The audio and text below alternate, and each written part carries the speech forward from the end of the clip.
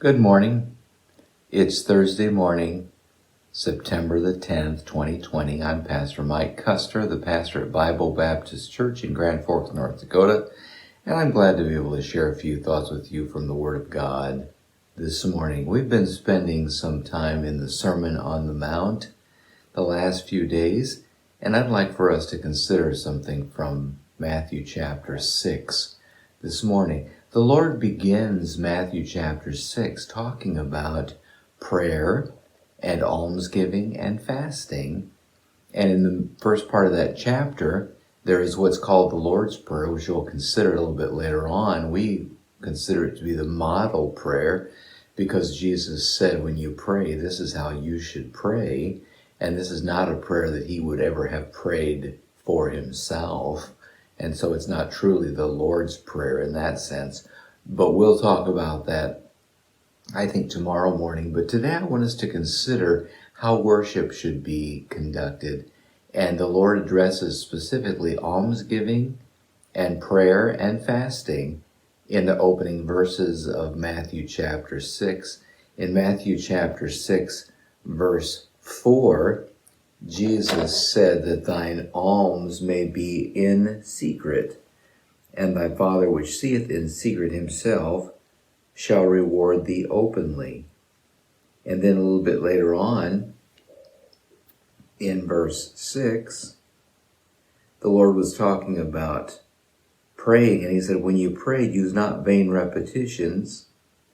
That's verse 7, Verse 6 says, but thou, when thou prayest, enter into thy closet, and when thou hast shut thy door, pray to thy Father which is in secret, and thy Father which seeth in secret shall reward thee openly. And then a few verses later, when he's talking about fasting, in verse 17, thou, when thou fastest, anoint thine head and wash thy face, that thou appear not unto men to fast, but unto thy Father which is in secret. And thy Father which seeth in secret shall reward thee openly. He used the same wording 3 different times, one each about these 3 different areas, almsgiving and prayer and fasting. And he said, do it in secret. And the reason for the emphasis was, first of all, because of the fact that the Pharisees were very hypocritical, and they were seeking attention for themselves in their worship forms. And the Lord said that's not honoring to God. In fact, he stated in all of those cases, they have their reward. Their reward was to gain the recognition of people in their worship forms, and they made a show of it in order to be able to get attention for it. But Jesus said, do it in secret.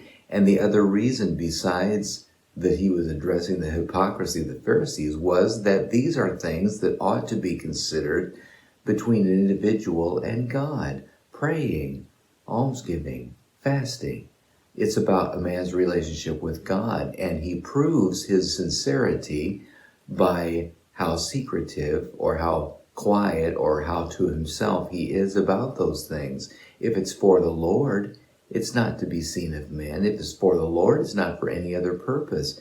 And so Jesus said, do this in secret. That's so important. And it goes back to the same principle that we've explored so many times. God sees the heart. And man looks on the outward appearance, but God looks on the heart. And it's what's in our heart that's most important to God. And what does he see? And what is our reason for doing what we do? Is it to honor him? Is it to express personal devotion to the Lord? Or is it to gain public attention?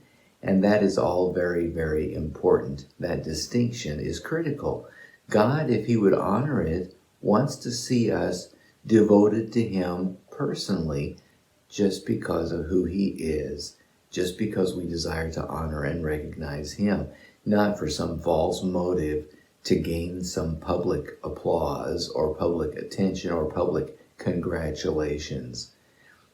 Pray this week, pray today, and seek the Lord today. And whatever you do, do it heartily with your might, but do it unto the Lord.